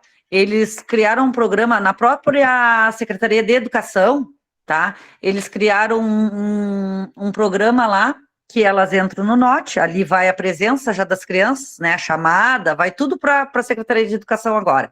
E aí, esses planos delas também vão ali, né, nesse programa. E aí ela estava comentando comigo, foi interessante, porque ela me disse assim, tu sabes porque aí ontem teve o conselho de classe, e aí ela disse, tu sabes que o programa fechou, eram 8 horas da noite, e eu não consegui mandar o meu... quando eles fazem o Planejamento. conselho de classe parecer, né? Uhum. Ela disse, tu acredita que eu não consegui terminar de mandar o parecer de todos os alunos, porque chegou 8 horas da noite, o programa fechou, e eu simplesmente fiquei com o meu parecer pela metade. E eu digo, como assim o programa fechou? Eu disse para ela, não, tem um programa da Secretaria de Educação, que a gente entra lá, já vai tudo para lá, as presenças das crianças, quando a gente está fazendo a chamada ali, porque elas fazem, eu acho que direto online, né? E os parecer dos nossos planos de aula, vai tudo para ali, para aquele programa. E aí chega um certo horário, ela disse que fechou às 8 da noite e simplesmente ela não conseguiu. Só que aí tem os técnicos, né, na Secretaria de Educação, que eles conseguem fazer com que abra aquela coisa toda. Aí ela disse, a gente ainda tem um dia para fazer, né, a hora atividade. Aí tu quer ir lá, entrar para colocar o parecer das crianças lá para o outro dia comparecer no conselho de classe, aí o troço fecha, no outro dia tu tem o conselho de classe às 8 da manhã, eles não abriram ainda o programa para tu ir lá e registrar, tu chega no conselho de classe com o parecer pela metade, aí tu faz o quê, dizia ela estava me comentando isso hoje, e aí, claro, a tecnologia, como ela estava dizendo, é muito bom, né, professora, porque ajuda a Secretaria de Educação a acompanhar mais a função do papel do professor, né, só que por um outro lado, também prejudica, né? Porque aí, como ela diz, eu tenho que entrar em contato com o técnico, pedir para o técnico ir lá abrir o programa de novo, para eu conseguir terminar de colocar, mas acabou que ela foi ontem para o conselho de classe com o parecer pela metade, porque no outro dia, 8 horas da manhã, ela tinha que estar no conselho de classe, e aí tu vai com o teu, né, o teu coisa pela metade. Isso aí é muito interessante, isso aí. A tecnologia nos ajuda, mas ao mesmo tempo, às vezes nos prejudica. É que aí vem aquela questão que a gente falou lá no início da aula. Todo planejamento tem uma questão ideológica, né? E aí todo o projeto de uma prefeitura, de uma secretaria, também tem uma questão ideológica. Se eu quero, né, que com essa informatização, com esses novos recursos tecnológicos, eu possa ter uma visibilidade, saber como as escolas estão planejando, como elas estão avançando, para que eu organize um sistema de formações, para que eu organize um aprofundamento, um diálogo com as escolas, isso é uma questão. Agora, se eu quero colocar um sistema para controle, para vigiar e punir, como se dizia Foucault, né? No estudo que vocês vão fazer de Foucault, vigiar e punir apenas, né? Ou para dizer que eu tenho um sistema de ponta, né? Aí é uma outra questão. A tecnologia em si ela é neutra, né? Como qualquer coisa. Eu vou dar o viés dela para ser um instrumento alguma forma de me auxiliar ou simplesmente como controle, né? Como diz ali a Raimunda, como um controle. Antigamente, esse controle era feito nos livros, né? O professor fazia aquele livro, né? Botava tudo que usou lá de conteúdo, metodologia, depois os cadernos de chamada, né? Uma época tinha que colocar ali no caderno de chamada, todo dia tinha que colocar, preencher o caderno ia para a supervisão, se tu não preencheu direito, a supervisão te dava de novo, então era uma forma mais de controle, mas não de socializar. Então, a gente simplesmente trocou o controle do caderninho de chamada para o controle, né, que é usado pelos meios digitais. Então, isso não acrescenta, né? Acrescentaria se a gente trocasse experiências, se a gente mostrasse o que a gente conseguiu fazer, se a gente pudesse discutir os pareceres das crianças, não simplesmente para botar num sistema, tá? Então, essas questões todas que fazem parte do ofício do professor são as nossas lutas, que vão ser sempre lutas, porque a gente avança um pouquinho e dá 10 passos para trás, avança um pouquinho, 10 passos para trás. Então, a gente tem que sempre estar pontuando e discutindo essas questões em todas as instâncias. A gente, na universidade, também tem esse problema, a gente tem que alimentar um sistema, às vezes o sistema fecha, as notas ele fecha, tu tem que pedir para o coordenador reabrir, e assim vai. Raimunda. Professora, e essa questão dos pareceres, por exemplo, é uma questão que o professor tem que colocar ou é a escola que determina? Então, o parecer, ele é uma forma de avaliação, é uma forma de eu avaliar o meu aluno, né? Então, eu dou um parecer ali, como é que ele está no pensamento lógico matemático, como é que ele desenvolveu a escrita, a produção textual, como é que ele construiu as noções do projeto que eu estou trabalhando, por exemplo, projeto de ciência sobre plantas, né? Como é que ele avançou. Isso deve ser um parecer, tá? É um parecer, ele vai estar centrado nessas questões, no relacionamento, como é que ele se relaciona com a turma, enfim. Então, o parecer é uma forma de avaliação. A escola pode optar por fazer parecer, por fazer dossiê, por notas. Então, a escola vai adotar a forma que ela avalia esse aluno, tá?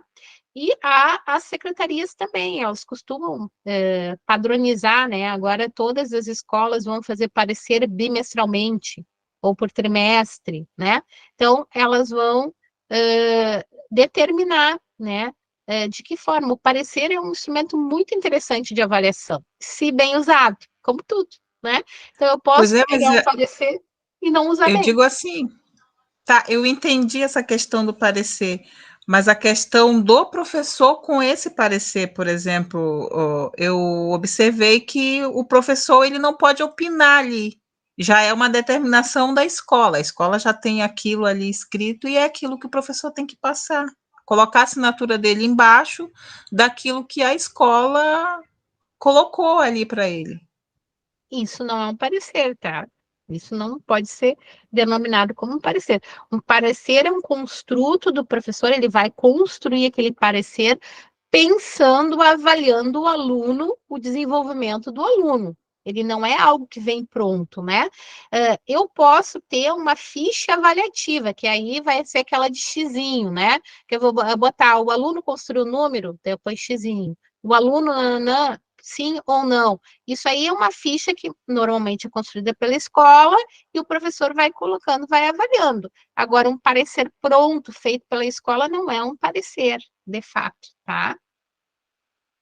O Éder colocou ali, tem que ter um conjunto de todos os professores de cada turma, com orientação, sabendo o conteúdo que está sendo passado, para isso o planejamento. Isso, mais que o conteúdo, tá? A gente está colocando bastante aqui na aula que não é o conteúdo passado, é a construção de conhecimento dessa turma, como é que ela construiu, como é que ela avançou, tá? Querem dizer mais alguma coisa do texto? Tá, então vamos rapidamente para o nosso último ponto da aula, tá? Eu previ até as 9h30, então a gente vai passar um pouquinho das 9, tá bem? Então, assim, eu pedi para vocês verem o documentário Mitan, certo? Para a gente trabalhar hoje em aula alguns aspectos. O que chamou atenção no documentário para vocês, nesse documentário Mitan?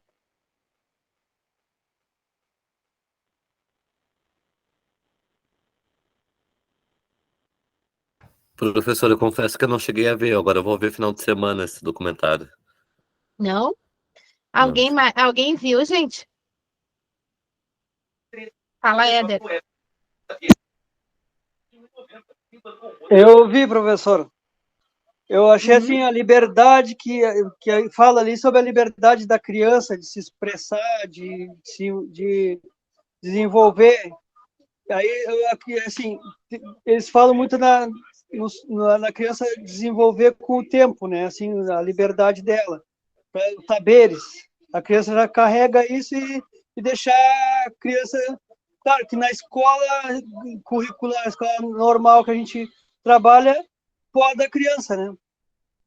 Foi que eu entendi que aquela liberdade da criança, como ali tem na comunidade, o desenvolver que eles veem os pais fazendo, os avós fazendo, aquele contexto de subir na árvore, aquela coisa assim de ter uma liberdade. Hoje a criança em si, às vezes, não sobe um degrau. Tu vai fazer uma atividade, ela está acostumada no cotidiano dela fechado. Não tem aquele ambiente aberto, solto. Já essas crianças mais de uma comunidade que é ribeirinha, alguma coisa assim, elas têm a liberdade, elas já crescem soltas, só que elas não têm o contexto vivido assim do currículo, né?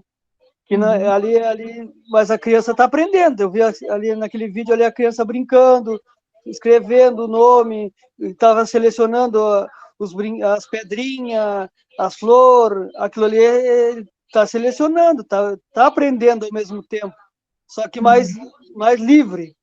Foi o que eu entendi assim no contexto do vídeo. Muito bem.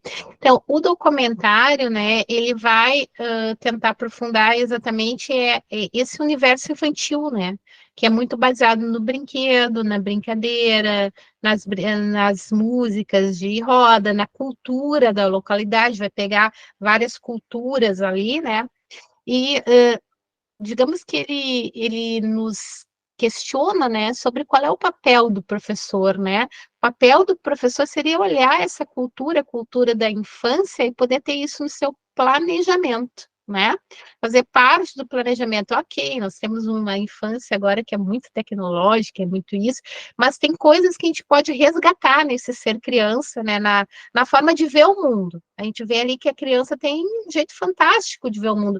Mas se no meu planejamento eu só quero dar conteúdo, eu não consigo ver essa lógica infantil, né? Então, poder perceber o quanto a gente vai construindo de conhecimento a partir dessa perspectiva da criança, né? Do lúdico, da brincadeira, enfim.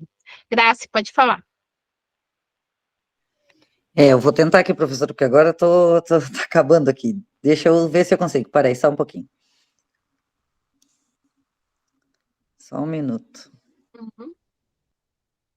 Bom, enquanto a Grace não fala, eu queria dizer qual é a minha proposta com esse documentário. Então, assim, digamos que nem todos tenham visto, então eu vou pedir que vocês vejam, né, para a gente começar a nossa aula que vem com ele.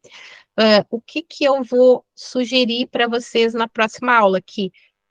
Baseado nas questões do documentário, vocês em grupo, né, organizem um planejamento. A gente vai fazer uma dinâmica aqui que vocês vão organizar um planejamento, né, que envolva brinquedo, brincadeira ou música, tá? Então, a gente vai organizar um planejamento em linhas gerais. A gente, no pequeno grupo, vocês vão organizar e depois a gente vai apresentar esse planejamento.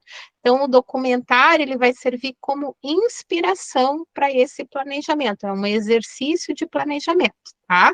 Então, a gente vai pensar em estratégias que a gente pode desenvolver na sala de aula para que as crianças e a cultura infantil estejam presentes. Fala, Éder. Deu aqui, professora.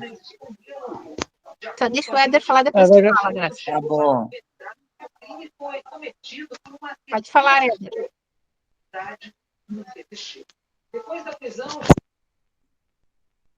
Tá sem som. Nas cantigas, no planejamento, fazer tipo que nem no vídeo ali aparece a senhora mostrando as cantigas ali, antigas, ou teria que ser as atuais?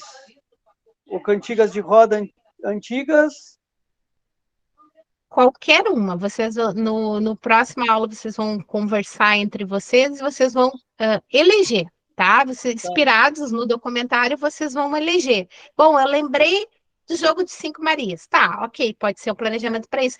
Aquela música de roda, vocês vão socializar entre vocês e a gente vai fazer um planejamento rapidinho, vai ser uma coisa rápida. 15 minutos para vocês conversarem e a gente faz ponto. O documentário é só uma inspiração para a gente fazer um exercício de planejamento. Agora Graça. a colega Graça vai falar, professor. Se eu conseguir... Peraí, tá. Posso ler tudo que eu botei, professora? Que eu escrevi? Pode. Tá. A infância desempenha um papel essencial no desenvolvimento integral das crianças, permitindo-lhes expressar sua criatividade e imaginação de maneiras únicas. Durante essa fase, a educação exerce uma influência fundamental na formação desses indivíduos, possibilitando a descoberta do seu potencial e a exploração do mundo ao seu redor. A interação com a natureza estimula a curiosidade e o interesse das crianças pelos seres vivos e pelo meio ambiente, através de atividades ao ar livre, como explorar um jardim, observar animais ou brincar em espaços naturais. As crianças desenvolvem uma conexão sensorial com o mundo natural, que favorece o desenvolvimento cognitivo, emocional e físico. Além disso, a conexão com a natureza proporciona um senso de apreciação e compreensão do mundo natural, né?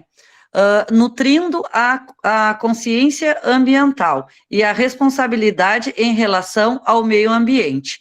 A espiritualidade também desempenha um papel importante na vida das crianças. Durante a infância, nessa fase, as crianças frequentemente questionam e buscam respostas para as questões existenciais e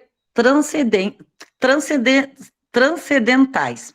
A exploração da conexão com algo maior do que nós mesmos e uma compreensão do propósito e significado da vida. Promover conversas significativas, atividades reflexivas e vivências que estimulem o pensamento crítico e o desenvolvimento moral das crianças. É essencial para auxiliar em busca por respostas e no desenvolvimento de uma visão ampliada do mundo. Além disso, é fundamental reconhecer a valorização, a perspectiva e a voz das crianças na sociedade, promovendo uma cultura que as inclui de forma efetiva em diversos aspectos, como na educação, a arte, a política, outras áreas. A cultura da criança consiste em considerar as necessidades, interesses e direitos das crianças, proporcionando-lhes oportunidades adequadas para se expressar, participar ativamente e contribuir para suas comunidades. Criar ambientes e contextos que estimulam a criatividade e o brincar é uma das maneiras de promover a cultura e a criança, pois essas atividades são fundamentais para o desenvolvimento infantil. Peraí só um pouquinho agora que eu tenho que puxar a senhora um pouquinho mais para baixo. O brincar é uma forma natural e espontânea de todas as crianças. Aprendem sobre si mesmas e o mundo ao seu redor.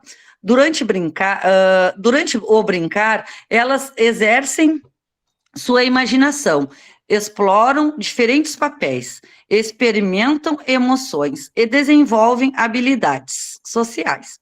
Por meio das brincadeiras, as crianças aprendem a resolver problemas, expressar seus pensamentos e sentimentos, desenvolver a empatia e construir relações com seus pares.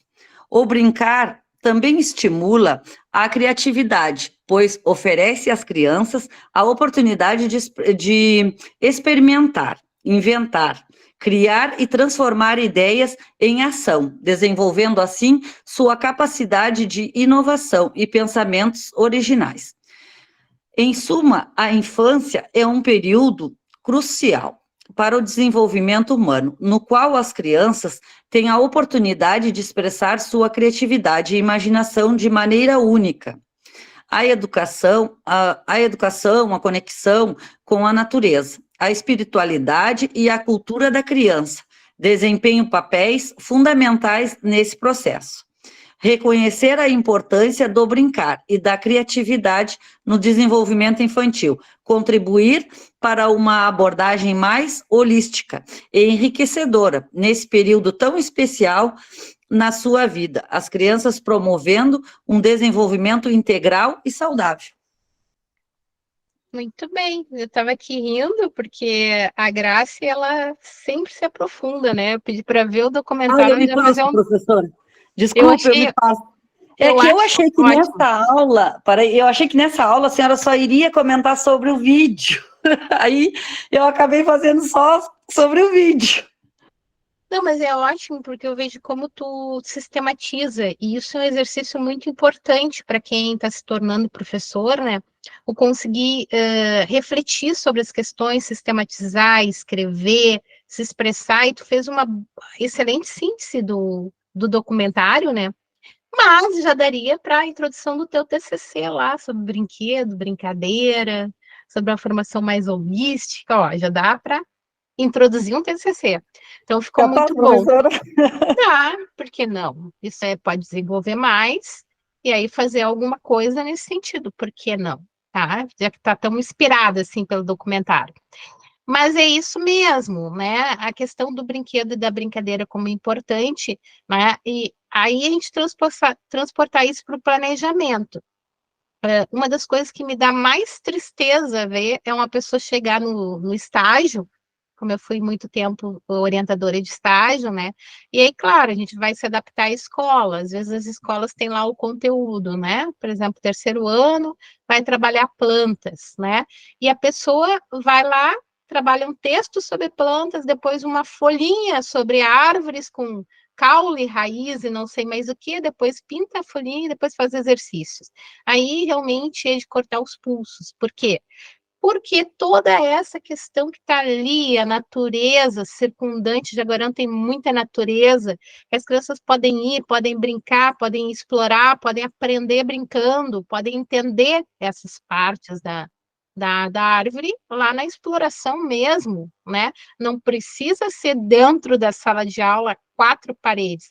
Então, o documentário vai trazer isso muito vivo, né? O quanto a gente perde, né? Fazendo esses conteúdos deslocados, descolados, né? Da realidade da criança, que é lúdico, que é brincadeira, que é ação, que é movimento. Fala, Grace. Eu já ia fazer, professora, o método Paulo Freire mesmo.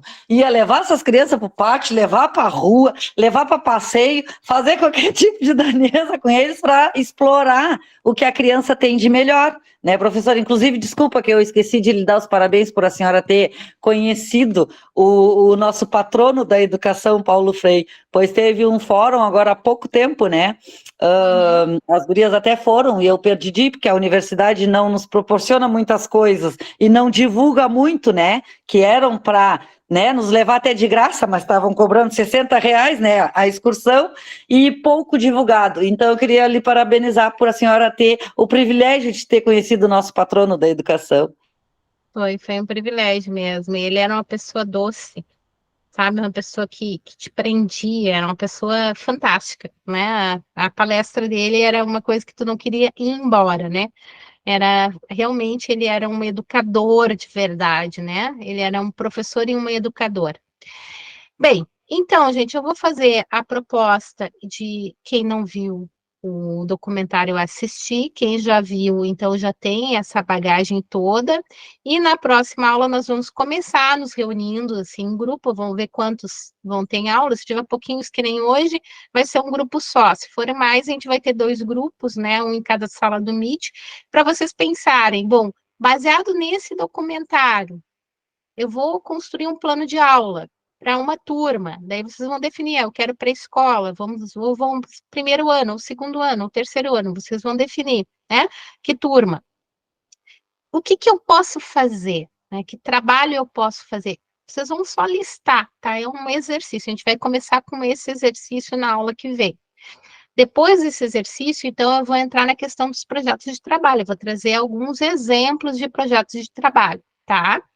Então, é interessante vocês já terem lido o texto da semana que vem, porque eu vou estar retomando o texto através de exemplos, tá? Mas o documentário, então, a gente deixa para o início da aula que vem, para quem não viu, né? Pode fazer algum comentário ainda sobre o documentário, e a gente vai para a parte prática, que é um exercício de planejamento. A gente vai listar atividades que a gente poderia fazer que trabalham essa questão do lúdico, da brincadeira, da natureza, enfim, a gente vai escolher ali um foco e vai tentar pensar num mini plano de aula, tá? Mais alguma questão, gente? Alguma dúvida, alguma coisa? Professora, Oi. tá, esse planejamento que a senhora quer é um plano de aula com objetivos, é isso, né?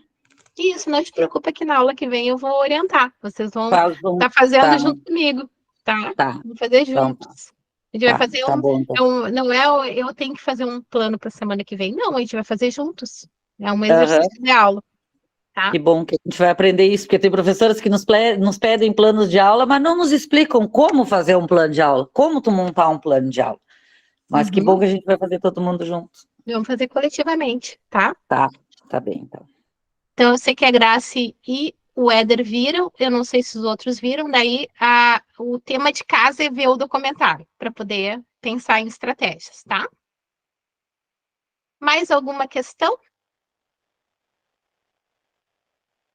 Não?